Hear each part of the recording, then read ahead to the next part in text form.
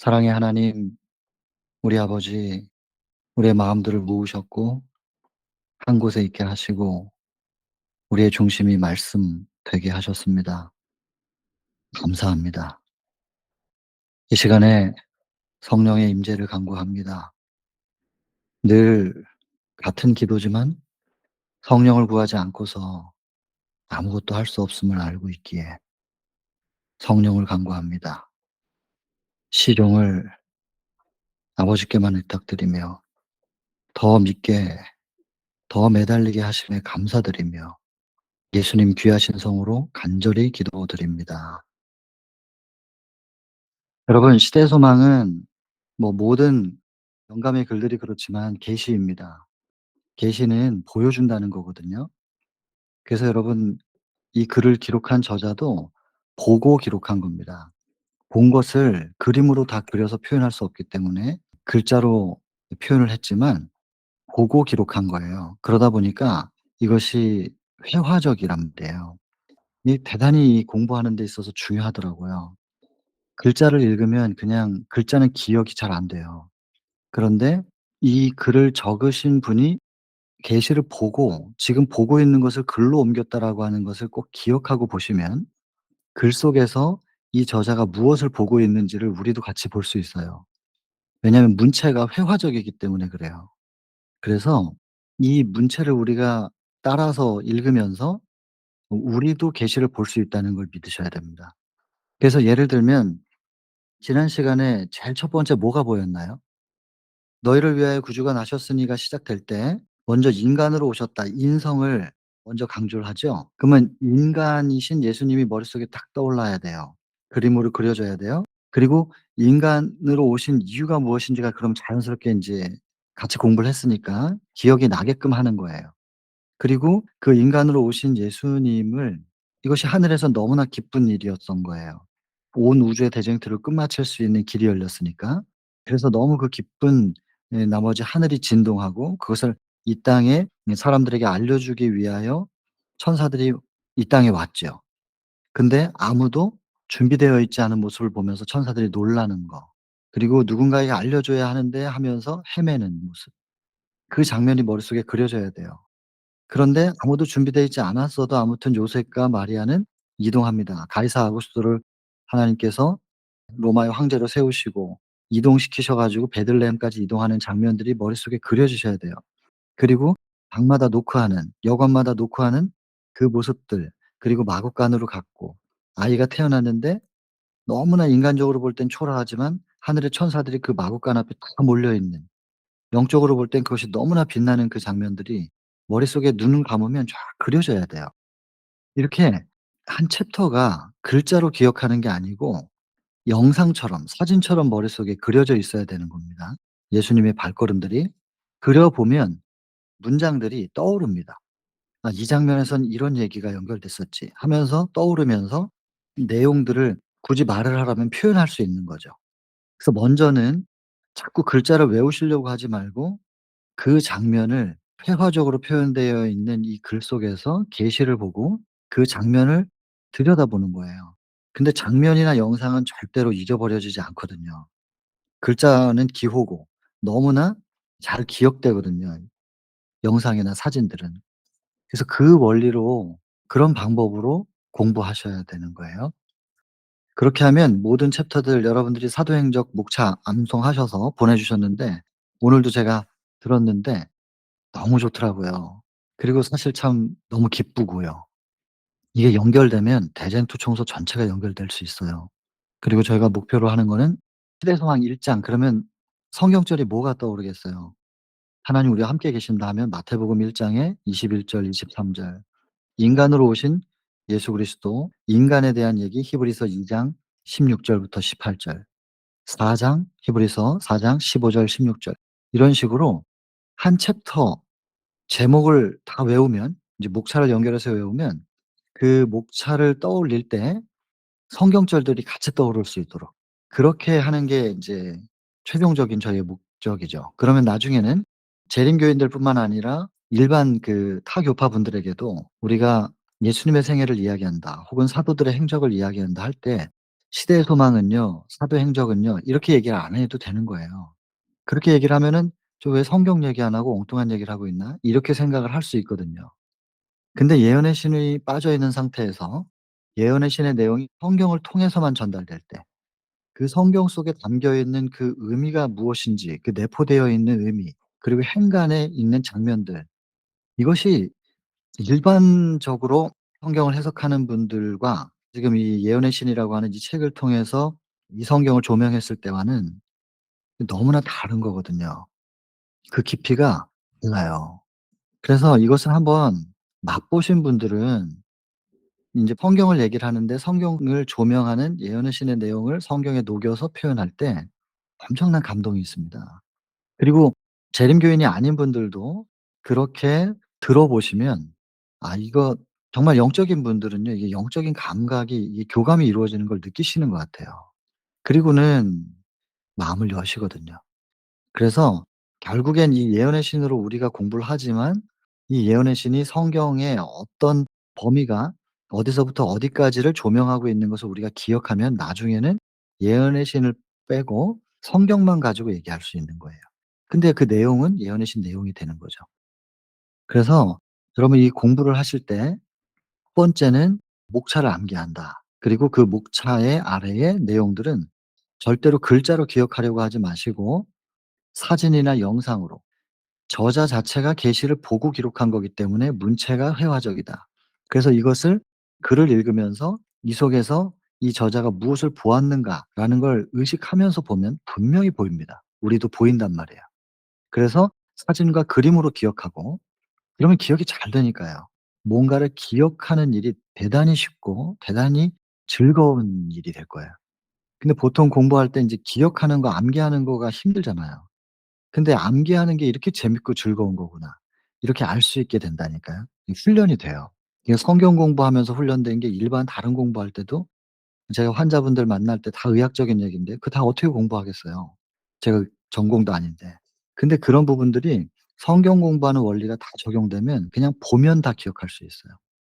하나님께서 정말 놀랍게 축복하신다니까요.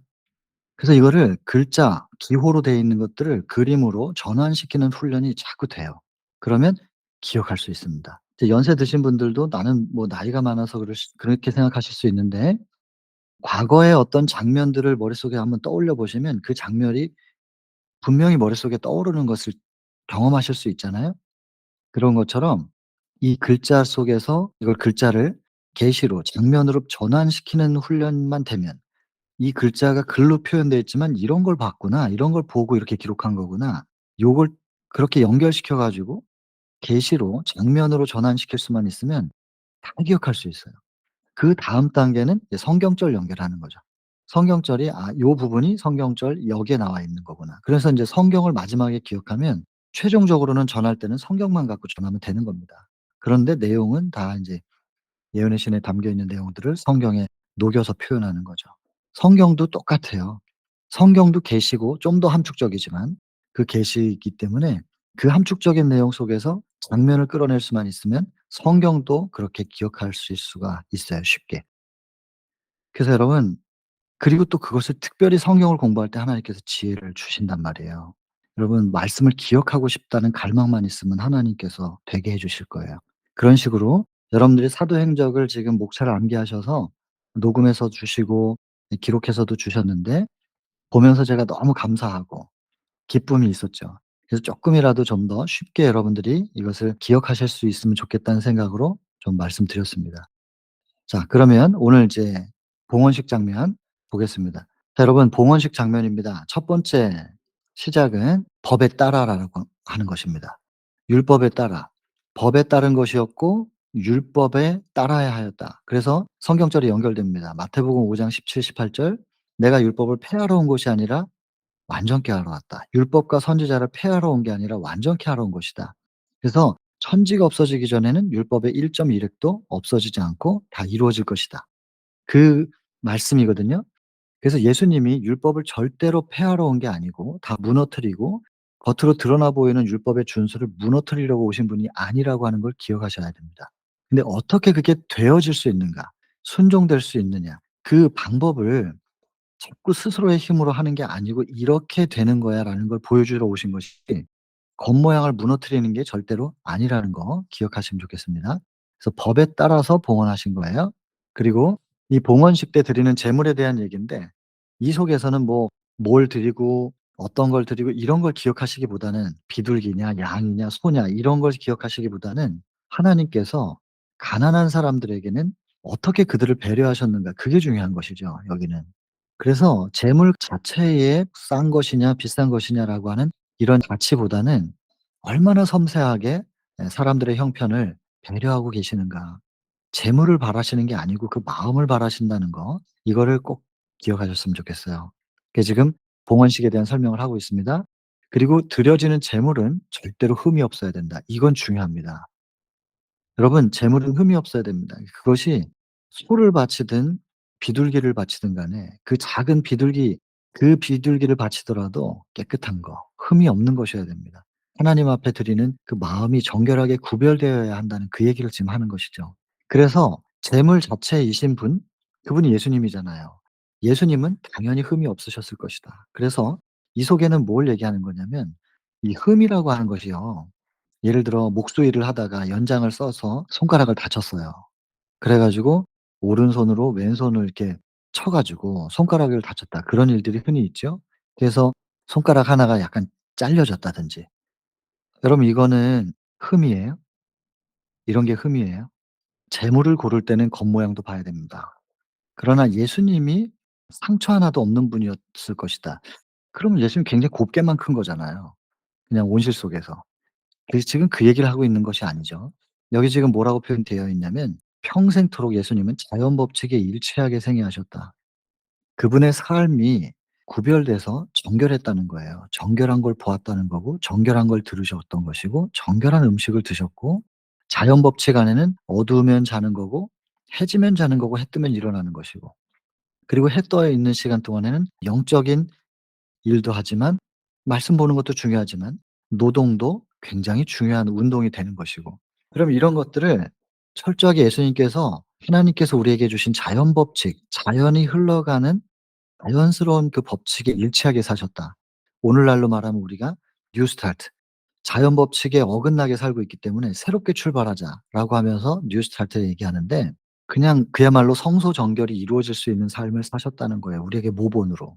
그분이 죄 없지만 침례받으신 것처럼 죄 없지만 성소 정결을 위한 삶을 사셨다는 거예요. 여러분 오늘날 우리가 우리의 삶의 생활 법칙을 바꾸는 것 대단히 중요한 겁니다. 그래서 이 성소 정결에 성경 말씀만 열심히 본다고 되는 게 아니라 우리가 육신이 먹는 음식도 반드시 개혁이 이루어져야 된다는 거 너무너무 중요합니다.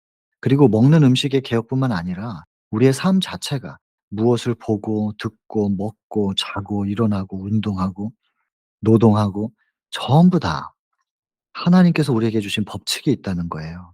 거기에 일치되게 살아야 된다는 거 대단히 중요한 부분입니다. 우리가 흠없는 제물로 우리 자신을 하나님 앞에 드리려면 반드시 생활 개혁이 일어나야 되고 그것이 영의 개혁과 육의 개혁이 동시에 일어나므로 성소 정결이 이루어집니다.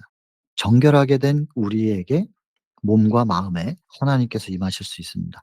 예수님이 이 부분에 있어서 모본이셨다. 근데 이렇게 우리가 자연 법칙에 따라 살면 영과 육이 그렇게 법칙에 따라 살면 어떠한 사람이 될 수 있는지에 대한 모본이셨다는 거예요. 예수님이 굉장히 완전한 분이시니까 우리가 자연 법칙을 따라 생활할 때 예수님과 같이 될 수 있는 여러분 이 모본이란 말이에요. 그래서 지금 예수님이랑 너무 거리가 멀지만 그럼 우리는 지금 나아가고 있는 과정이에요. 말씀드린 것처럼 식물의 각 성장 단계를 완전으로 보신다고 아직 열매가 없어도 지금 싹이 뭐 싹으로서 아무 뭐 가치도 없지요. 열매가 없으니까. 그러나 그건 인간적 관점이고 하나님 보실 때 생명이 그 싹 속에 담겨 있다면 가치 있는 거거든요. 그러니까 지금 아직 뭐 터무니없이 모자라도 그러나 지금 우리는 성장하고 있는 과정이니까 자연 법칙대로 우린 돌아가야 됩니다. 그리고는 나아가다 보면 어떠한 사람이 될 수 있느냐 뭐 기준을 정하지 않았어요. 여기 지금 어떠한 사람이라고 그냥 이렇게 표현했지. 이유가 있는 거죠. 같이 공부해 오신 분들은 그 이유를 아실 거예요. 이런 표현 하나하나 속에 하나는 성령께서 개입하셨음을 아실 수 있을 겁니다. 어떠한 사람이 되도록 의도하셨는지를 보여주는 모본이셨다. 여러분 이거 굉장히 중요한 부분이니까 성소 정결과 생활 개혁 중요한 부분이니까 꼭 기억하시고 그래서 예수님이 인제 제물이 되셨다는 거예요. 제사 제도에서 혹은 봉헌식에서 드려지는 제물은 흠이 없어야 한다라는 의미를 이렇게 한번 짚고 넘어갑니다.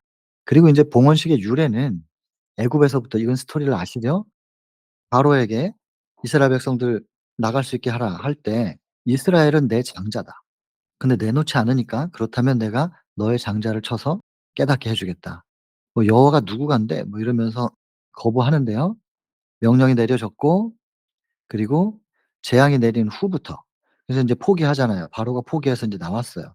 그때부터 "초태생은 내 것이다." 하나님께 구별하라고 지금 말씀해 주신 거예요. 그래서 봉헌식은 이때부터 유래가 됩니다. 이스라엘의 12 지파 가운데 레위 지파는 장자는 아닙니다. 그래서 이제 레위는 첫째 아들은 아니었으나 장자를 대신해서 봉헌됐어요.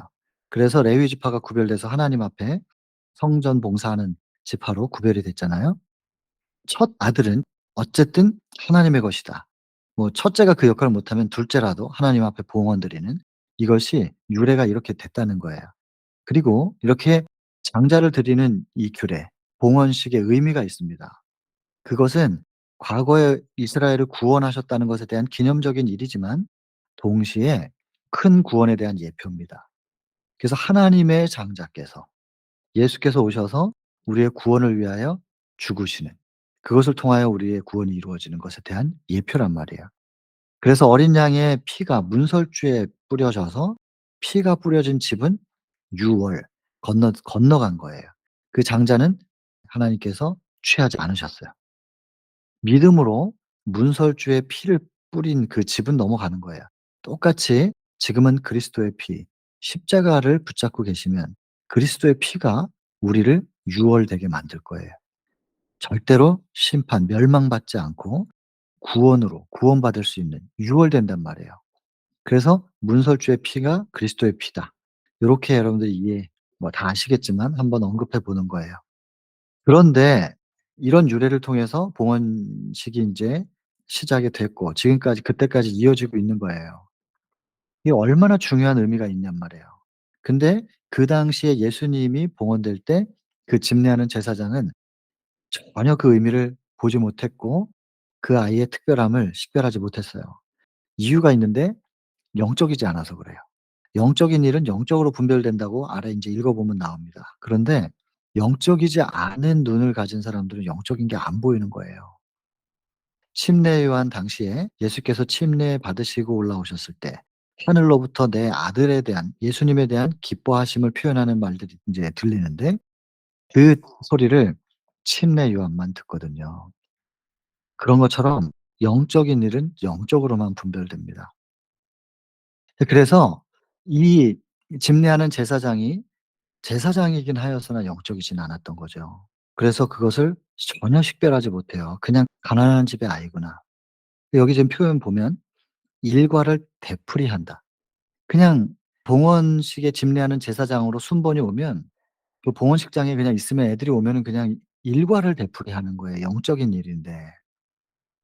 이럴 수 있겠죠, 여러분. 관성적으로. 아무 의미 없이 요즘 아이들 말로 영혼 없이 그냥 아무 의미 없이 그냥 하는 거예요, 침례도. 침례도 그렇고 그리고 또 뭐 성만찬도 교회에서 한다면 그 집사님들이 그거 다 그릇 준비하고 해야 되는데 그 모든 것들이 의미가 놓쳐진 상태에서 1 년에 몇 번씩 하는 거니까 하면서 관성적으로 이건 의미 없어요. 하나님 앞에 드려질 수 있는 의식이 아니라는 거죠. 그래서 여기 제가 지금 표현을 했는데 글자를 사명의 의미는 순간이라도 지켜져야 합니다. 단 한순간도 의미 없이 목사로 선교사로 살아봐야 뭐라고 불리워지느냐가 중요한 게 아니라 불리워지는 이름대로 살아가느냐가 중요한 거니까요. 그래서 그저 일과를 되풀이하는 그 제사장에게는 이 아이가 특별한 아이로 전혀 인식되지 않는 거죠. 특별히 요셉과 마리아는 가난했어요. 그러니까 별로 더 주목을 받지 않았고 그냥 공적인 의식 공식적으로 이 준비된 대로 의식의 순서대로 그냥 그렇게 한 겁니다.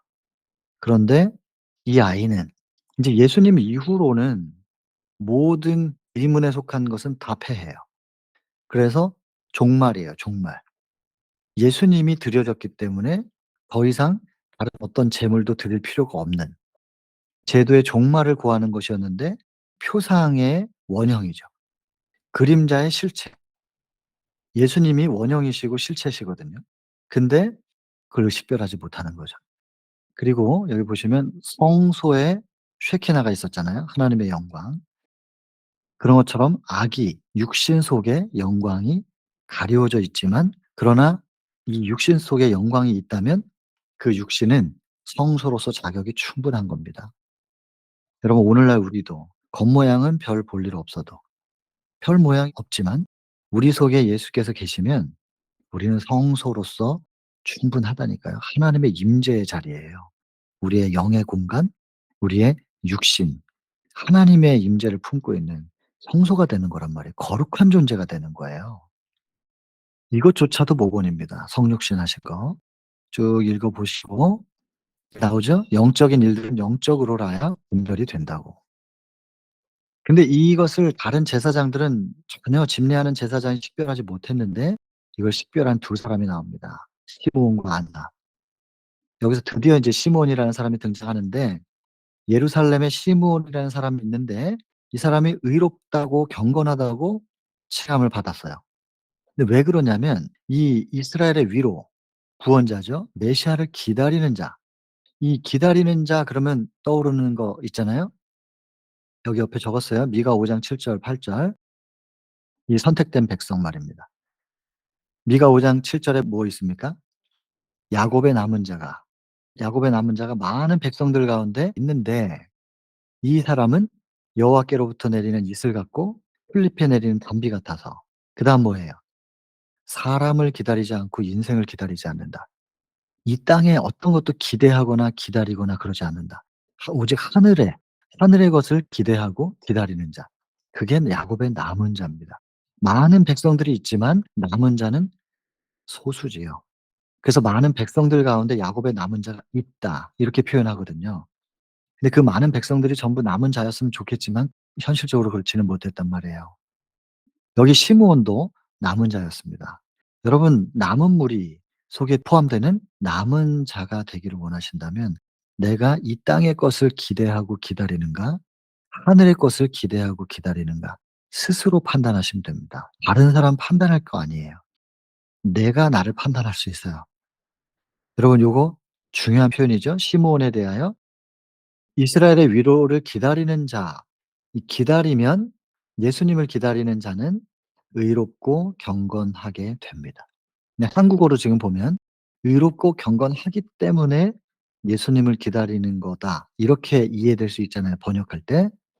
근데 여러분 이걸 번역상의 이런 부분들도 잘 좀 이해를 하셔야 되고 복음적인 우리가 알고 있는 흐름으로 볼 때 예수님을 앙망하는 자가 내가 먼저 의롭고 경건하여져서 예수님을 앙망하는 게 아니지 않습니까? 물론 성령의 인도하심을 따라 성소 바깥에 있는 사람들이 성령의 인도를 받아서 성소에 들어와서 번제단을 보는 거예요. 번제단 앞에 있게 되는 거고 그거 역시도 성령의 인도하심을 받은 거니까 내가 한 게 아니고. 그래서 여러분 먼저 여기 기다리는 자 예수 그리스도를 기다리는 자는 성령 간구 안 할 수 없거든요. 성령을 구하고 영적인 것을 구하고 메시아를 구원자를 기다리는 자를 성경은 "의롭고 경건하다." 이렇게 말합니다. 그래서 의롭고 경건한 것에 어떤 모양의 우리가 눈으로 그려질 수 있는 모양이 전혀 없잖아요 지금. 그런 기준을 주지 않았어요. 의롭고 경건한 것은 어떤 것이냐면 예수님을 기다리는 것이구나. 간절하면 간절할수록 더 많이 의롭고 더 많이 경건한 것입니다. 그리고 이런 사람들은 경건한 모양도 나타나게 돼 있는 것입니다. 예수님을 갈망하고 예수님을 마음속에 모신 자들이 예수님의 임재의 빛이 발산되지 않을 리가 없잖아요. 의롭고 경건함의 기준이 무엇인지 명확합니다. 이런 사람 위에는 성령이 계시더라. 당연하죠. 성령이 안 계시면은 이렇게 의롭고 경건할 수 없는 거고 메시아를 갈망할 수도 없는 것이고 메시아에 대한 정보 지식도 성령이 없이는 깨달을 수 없는 거기 때문에 다 같은 거예요. 성령이 위에 계시고 성령을 간구하는 마음, 성령에 의해서 예수님을 갈망할 때 의롭고 경건하여지는. 이 거꾸로 가면 그렇습니다. 이 밑에서부터 쭉 올라가면. 근데 이런 사람에게 명령이 주어져요. 위에 계시더라까지가 누가복음 2장 25절 여기에요. 이것도 굉장히 중요해요. 기다리던 예수님을 보기 전에는 안 죽는다. 그런데 시몬이 너무 감격스러워하는 거예요. 그 모습을 보고 아무 감흥이 없었던 제사장이 오히려 놀라요. '아니 저분이 왜 저러지?' 이러면서 둘 다 놀라는 거예요. 시몬도 놀라고 집례하는 제사장도 놀라고. 그 시몬이 그 아기 예수를 자기 품에 안고 지금 떨면서, 이건 지금 29절 얘기입니다. 누가복음 2장 29 절. 29 절에 뭐라 그러냐면 "주제여 이제는 말씀하신 대로 종을 평안히 놓아 주시는도다. 내 눈이 주의 구원을 보았사오니 이는 만민 앞에 예비하신 것이요 이방을 비추는 빛이요 주의 백성 이스라엘의 영광이니이다." 여러분 여기 위에 보시면 "보기 전엔 죽지 않는다." 그러면 지금 여기는 봤어요. 그럼 어떻게 되는 거예요? 봤으니까 인제 죽는 거지 인제. 그죠? 보기 전에 안 죽는 거니까 인제 봤으니까 죽는 거잖아요. 근데 죽게 된 이 상황을 이 시므온이 뭐라 그러냐면 전율하면서 "주제여 이제는 말씀하신 대로 종을 평안히 놓아 주시는도다."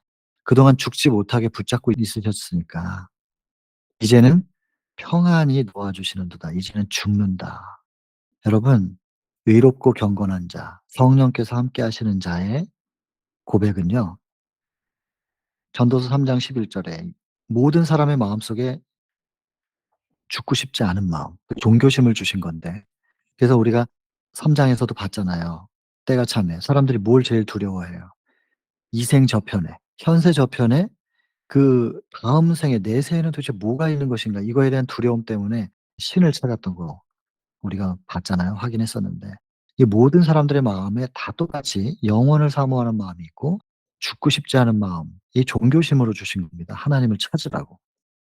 그래서 모든 사람들이 죽음을 제일 두려워하는데 성령으로 감동된 사람은 죽음을 뭐라고 표현하냐면 평안이라고 표현을 한단 말이에요.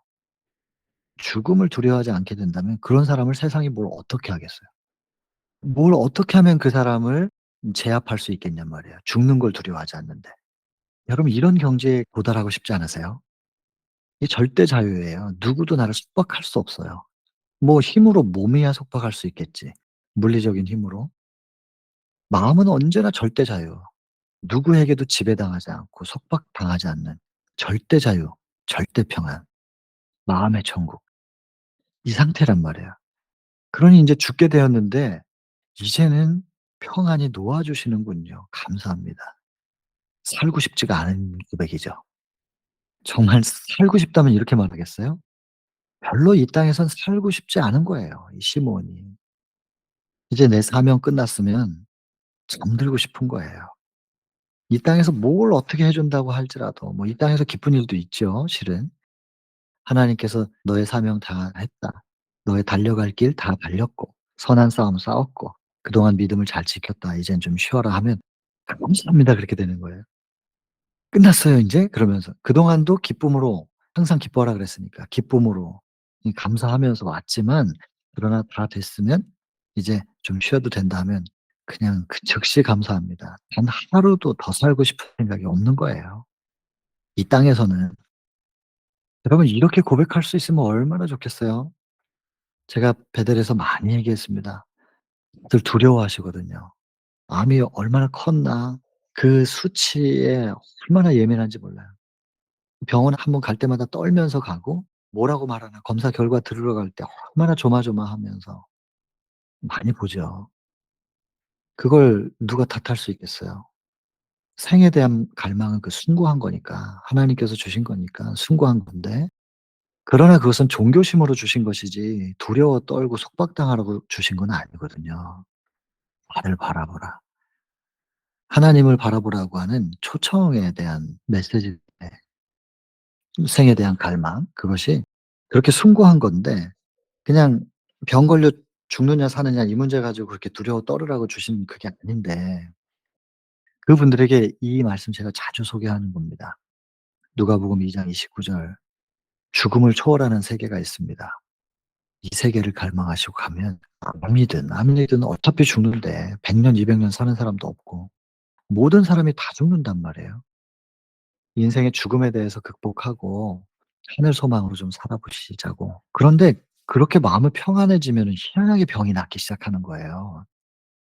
그 뭐 항암을 해도 안 되던 게 암이 준다니까요. 줄어들어요. 이 정신세계 너무너무 중요한 겁니다. 우리 모두가 다 이런 세계 속에 들어가서 절대 평안, 절대 자유 속에 살 수 있는 정노의 계단에 보면 주 안에서 기뻐함. 어떤 상황에서도 기뻐할 수 있는 딱 마지막 단계 13 장으로 들어갈 수 있게 되면 좋겠습니다. 근데 이런 삶을 그 13 장의 경지, 정노의 계단 13 장의 경지에 들어가서 사는 삶의 하루하루가요. 주변 사람들에게는 그게 그리스도의 편지예요. 고린도후서 3장 3 절. "너는 그리스도의 편지다." 너의 삶 자체가 그냥 눈빛과 표정과 몸짓과 말과 살아가는 걸음걸음 자체가 그냥 저 사람 속에서는 예수님이 발산되는, 그냥 어떤 상황에도 기뻐할 수 있고 감사할 수 있고 평안할 수 있고 자유로울 수 있는, 그게 예수 그리스도를 증거하는 삶이라니까요. 이 정로의 계단 1 장부터 13 장까지 굉장히 중요한 책인데 마지막 단계, 주 안에서 어떠한 상황에서도 기뻐할 수 있느냐. 시므온처럼 이제는 죽게 됐는데 '아 평안이구나.' 이게 감격하는 이런 사람들 말이에요. 이런 사람들이 있으면 예수께서 증거되시죠. 자 그다음에 예언을 해요. 이거 참 너무너무 중요한 거예요. 보시면은 이 아이는 이스라엘 중에 많은 사람의 패하고 흥함, 요거는 인제 34절 얘기예요. 누가복음 2장 34 절. "패하고 흥함을 위하여 비방을 받는 표적 되기 위하여 세움을 입었고 또 칼이 내 마음을 찌르는 듯 하리라. 이는 여러 사람의 마음의 생각을 드러내려 한다." 여러분 이 부분은 하나하나 지금 다 해석을 하고 있어요 밑에서.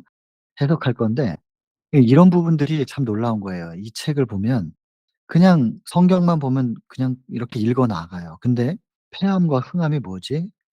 흥함과 패함이라고 하면 안 되나? 안 돼요. 절대로 그렇게 기록하면 안 돼요. 사람의 패함이 먼저고 그다음에 흥함이에요. 비방받는 표적은 십자가인 것을 추측하실 수 있을 거예요. 칼이 내 마음을 찌른다? 육신의 어머니 마리아의 마음이 아플 것을 묘사할 수 있겠구나. 좀 추측이 되는 부분도 있어요. 근데 마음의 생각이 드러난다? 이건 또 뭐지? 이 하나하나를 지금 아래 부분에 쭉 다 설명합니다. 우리가 볼 건데 이래서 이 책이 위대하다고 저는 생각해요. 그냥 이 해석을 읽어 보면 '그렇구나.' 얼마나 기쁜지 몰라요. '이 성경절이 이런 의미가 있었구나.' 여러분 이 안나도 똑같이 시므온과 같이 이제 감격하고요. 이 시므온과 안나 이 두 사람은 겸손한 경배자들이었어요. 그래서 예언을 헛되이 연구하는 사람들이 아니었다는 거. 그래서 식별할 수 있었고, 그러나 다른 지도자들은, 영적 지도자들은 전혀 영적이지 않았기 때문에 보지 못하는 것이죠.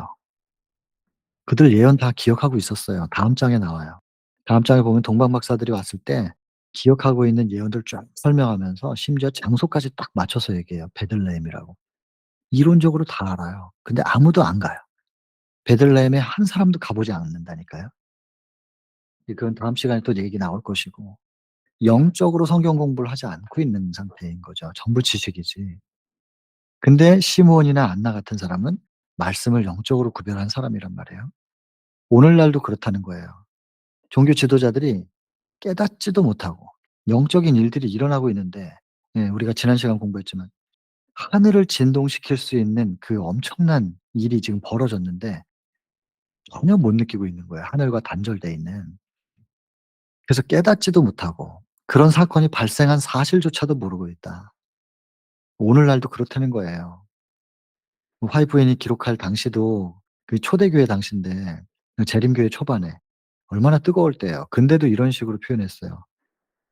물론 인제 시대의 소망은 화이프엔의 노년에 기록된 거긴 한데 그래도 초반이잖아요. 여러분 오늘날은 어떻겠습니까? 그 당시에 20명 중에 1 명, 교회 안에 20명 중에 1 명도 준비되지 못했다는 그런 말씀을 하십니다. 오늘날은 마지막 때는 어떻게 표현해요? 계절 바뀌는데 찬바람 불면요 나뭇잎 떨어지듯이 다 떨어진대요. 재림교회 안에서 부분 다 떨어지고 정말 일반 개신교인들 가운데 영적인 분들, 진리를 갈망하는 분들이 다 채우죠, 그 자리를. 그래서 실제로 제 얘기가 아니고요. 화이트부인의 글에 의하면 제7 안식일 예수 재림교인들 가운데서는 구원받을 사람이 거의 없어요. 충격적이죠. 이스라엘 백성들이 예수님을 십자가에 못 박아 죽였어요. 선택된 백성인데. 제7 안식일 예수 재림교회 마지막 교회 예언의 빛을 가진, 지난 시간에 표현대로 하면 선택받은 백성, 선택된 교회고, 예언의 빛이 비춰진 땅, 예언의 빛을 가지고 있는 제7 안식일 예수 재림교회. 그리고 성경을 해석하는 자들, 신학자들이에요. 성서 봉사하는 자들, 목회자들이에요. 갔는데 아무도 준비되어 있지 못했다. 우리 지난 시간에 공부한 내용이에요. 여러분, 오늘날 우리 재림교회 안에서 많지 않을 거예요. 계시록 3장 라오디게아 교회에게 부자라 부요한 자라 17 절입니다. 부족한 것이 없다고 하는데 가난하고 공고하고 가련하고 헐벗고 눈 멀고 아무것도 모른다는 거죠. 이게 슬픈 일이잖아요. 이건 너무나 안타까운 일이잖아요.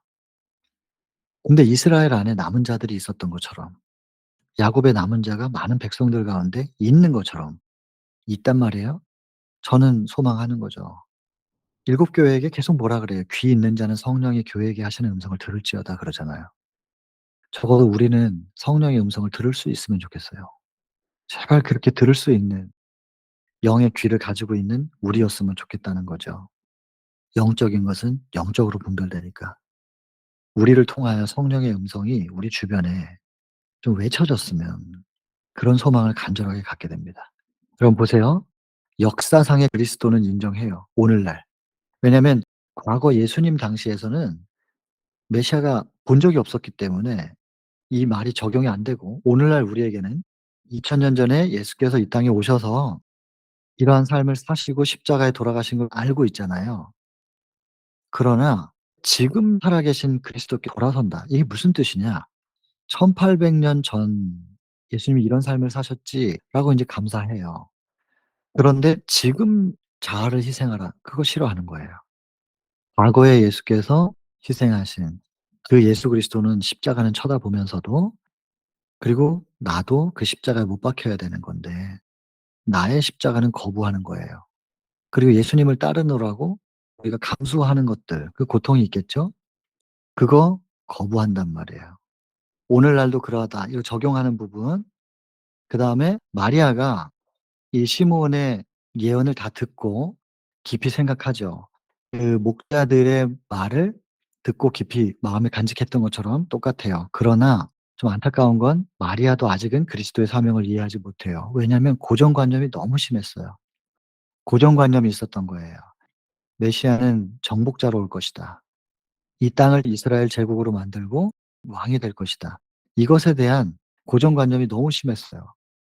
그래서 마음의 천국에 대한 이해를 하는데 상당히 시간이 오래 걸려요.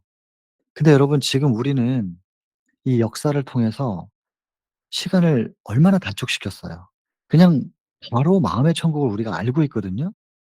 그렇다면 예수님이 이 땅에 오셔서 이 땅에다 나라를 세우려고 한 것이 아니라 마음에 나라를 세우려고 하셨다는 것을 우리는 너무나 잘 알고 있는데, 그런데도 불구하고 마음의 천국을 건설하는 것에 대하여 그것이 어떻게 믿음으로 예수께서 내 안에 영접됐을 때 내 안에서 그것이 건축될 수 있다는 것을 자꾸 놓치고, 내가 이 땅에서 보이는 모습을 만들어 가겠다고 하는 것이 얼마나 사단의 큰 미혹이냔 말이에요.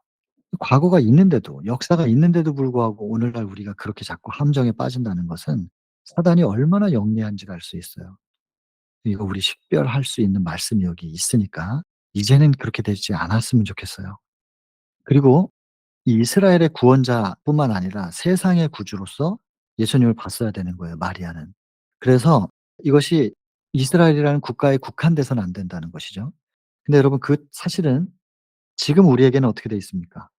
지금 우리에게는 이스라엘의 구원자뿐만 아니라 세상의 구주뿐만 아니라 온 우주의 대쟁투를 끝마칠, 우주적 전쟁을 끝마칠 그 예수 그리스도. 우린 그걸 봐야 됩니다. 그리고 그 예수께서 십자가에서 증명하신 것이 우리 인간을 통하여서까지도 증명될 때, 이제 증명이 인제 나오게 되는데, 증명될 때 온 우주의 대쟁투가 끝마쳐져요. 그래서 우리는 지금 마리아는 국가관, 이스라엘만 생각하면 국가관이고 세상을 생각하면은 세계관을 갖게 되는 거죠. 근데 여러분 오늘날 우리는 지금 우주관을 가져야 됩니다. 우주관. 우주적 대쟁투를 맞춰야 되니까. 여기 보시면은 심지어 예수의 어머니도 그의 사명을 이해하기까지는 여러 해가 지나야 하였다. 이 시간을 우리는 줄인 거예요, 지금. 시간을 많이 줄인 것입니다. 예수의 어머니도 이해하는 데는 시간이 많이 여러 해가 지나야 하였다. 이 땅에서 통치할 왕으로서 기대를 했는데 고난의 침례를 이해하지 못했고 칼이 내 마음을 찌르는 듯 하리라. 요거 아직 이해 못합니다. 시간이 근데 나중엔 깨닫죠. 우리는 분명히 깨달아야 됩니다. 자 그다음에 이거 참 중요하다고 아까 말씀드렸는데 패하고 흥함입니다. 흥하고 패하면 안 됩니다. 왜냐하면 여기 설명하잖아요. 다시 일어나고자 하는 자는 넘어져야 된다. 그러니 거듭나려고 하면은 먼저 죽어야죠. 거듭난다. 태어나기 위해서는 먼저 죽음이 전제되어 있는. 근데 죽지도 않고 거듭나려고 한다면은 말도 안 되는 얘기예요. 그러니까 반석 위에 떨어져야 돼요. 예수 그리스도 십자가에 떨어져 죽고 혹은 십자가에 못 박히고 예수님과 함께 못 박히고 다른 삶을 살아가는. 그래서 먼저 패함이 있어야 돼요. 십자가 앞에 먼저 패하고 그다음에 흥함이라는 거예요. 근데 사람들은 마지막에 영광은 바라지만 패하는 거 싫고 반석 위에 떨어져 깨어지는 거 싫은 거예요. 그래서 겸비를 통하여 얻게 될 영예를 유대인들은 영접하지 않았던 것이죠. 그렇다면 무엇이 우리 속에 영접돼야 되는가? 이거 각오하고 영접해야 되는 거죠. 그러나 이것을 각오하고 그렇게까지 힘들어야 돼? 그게 아니고 후에 우리에게 보장된 게 뭐냔 말이에요. 근데 죄된 본성은 우리의 유전자 속에 박혀 있어서 버려지는 게 아니고 우린 그저 벗어나기를 결심하고 도와주세요. 벗어날 수 있게 해 주세요 하면 해 주실 수 있는 분이 복음의 능력이 오셔야 그게 되는 거니까. 선택의 문제. 이 땅의 것은 유한하고 허무하고 그러나 이것이 얼마나 허무한 것인지에 대해서 우리가 인지한다면 하나님께 드리는 거예요. "하나님 제 육신이 자꾸 이쪽으로 끌려가요. 도우셔야 돼요." 죄된 본성이라 어쩔 수 없어요. 가죽옷으로 제 마음 죄된 본성 덮으셔서 하나님께서 조절하시고 이 죄된 본성의 열매가 제 안에 맺히지 않도록 하나님께 드릴 테니까 하나님께서 역사해 주세요. 여러분 이렇게 우리가 기도하며 나아가는 거예요. 그러면 자연스럽게 '죽었다.' 이렇게 인정하실 것이고 하나님께서는 다시 거듭나게 하십니다. 믿음으로 가는 거예요. 결국엔 내가 고통스럽고 내가 감수해야 되는 거 아니고 하나님께서 해 주실 거예요, 우리가 선택해 드리면. 그다음에 마지막 이 부분이 너무너무 중요한 겁니다. 여러 사람의 생각을 드러내려 한다. 이게 드러내는 게 뭐냐면 증명입니다, 증명. 드러나지 않는 속마음, 사단의 저의가 무엇인가. 그리고 지금 사단의 그런 여러 전략 때문에 미혹하는 그 온천하를 꿰는 그런 사단의 전략 때문에 하나님께서 오해받고 계신데 그 하나님의 참된 중심이 무엇인가 드러나야 돼요. 증명돼야 돼요.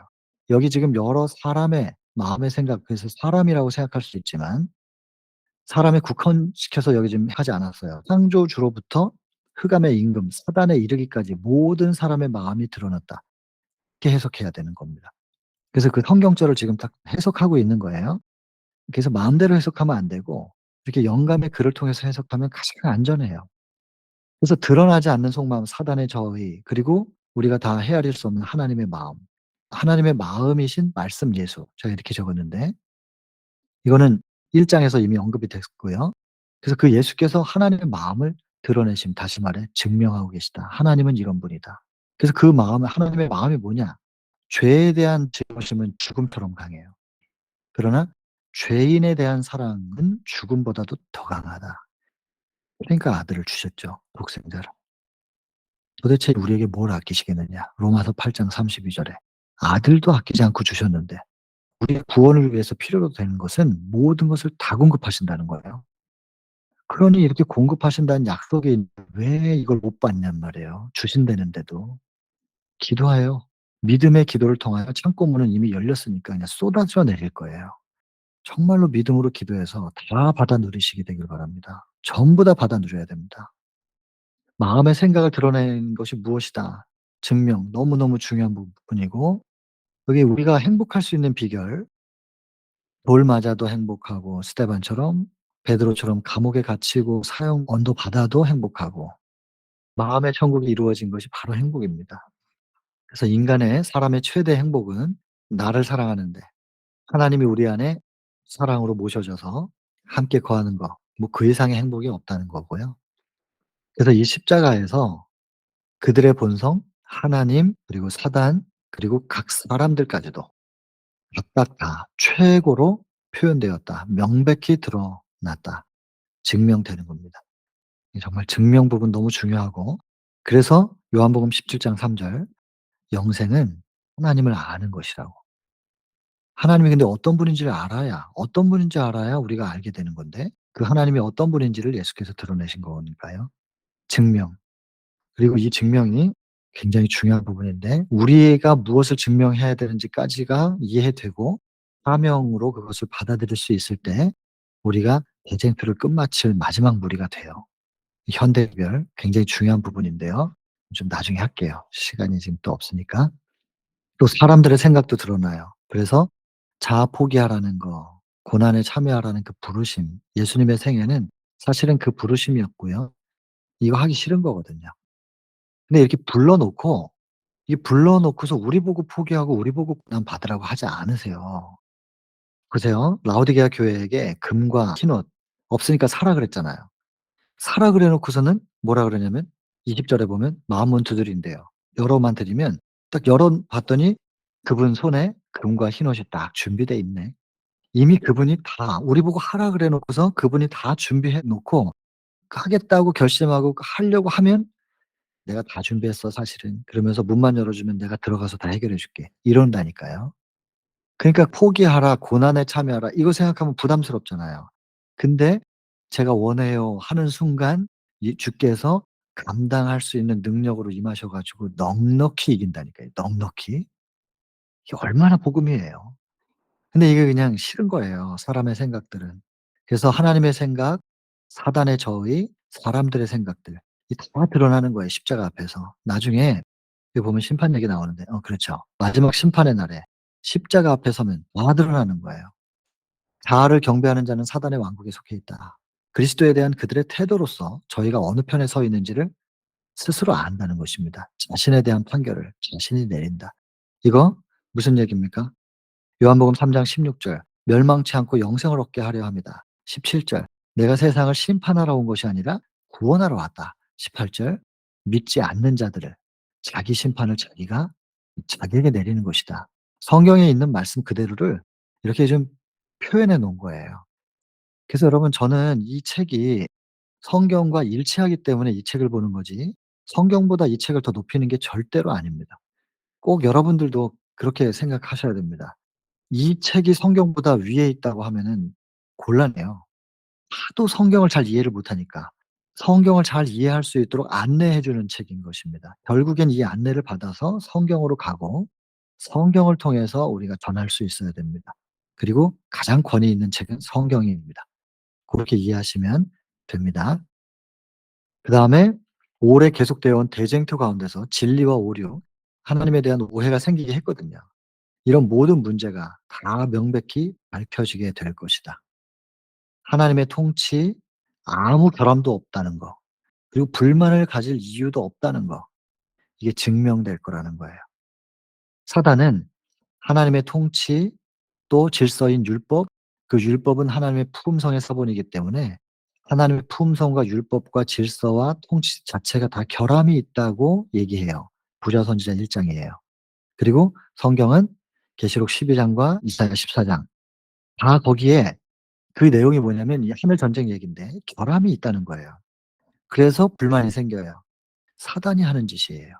근데 나중에 다 증명될 거예요. 결코 결함이 없고 불만을 가질 이유가 없었다는 거. 근데 사단이 불평불만하게 만들었었다는 것을 그것이 나중에는 다 드러난단 말이에요. 지금은 사단이 항상 사람들에게 더 인기가 있어요. 사단의 말, 사단의 시도가 훨씬 더 인기가 있고 항상 다수예요. 그러나 훗날 분명히 증명될 거예요. 결함이 없었고 불만을 가질 만한 이유가 없었다는 것이 증명될 때가 반드시 올 겁니다. 여러분 우리 믿음으로 근데 이 예수께서 이걸 증명하신 거예요 십자가에서. 이게 증명되는 건 너무너무 중요한 부분이에요, 이 증명. 왜 성경이 창세기보다 욥기가 먼저 기록되고 욥기 한 책을 완전히 다 압축시켜 가지고 한 단어만 딱 보면 증명이라는 게 똑 떨어지느냐. 왜 증명해야 되는가. 그리고 그 참소자가 있다는 거.